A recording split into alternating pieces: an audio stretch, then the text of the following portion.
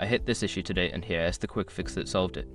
If you've noticed an unauthorized charge on your Barclays account, disputing it through the app is straightforward. Here is how to do it step by step. Step 1. Open the Barclays app. Launch the Barclays app on your mobile device and log in with your credentials. Step 2. Navigate to Transactions. Once logged in, go to the Accounts section and select the account with the disputed charge. Then, find the Transactions tab.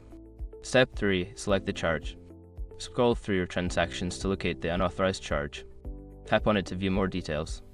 Step 4. Initiate dispute. Before filing a refund or dispute, use the icon link in the description to open the refund dispute deadline calculator and confirm your deadline. Step 5. Provide details. Fill out the required information about the charge, including why you believe it is unauthorized. Review and submit your dispute. Remember, if you accidentally tap the wrong transaction, you can always go back and select the correct one.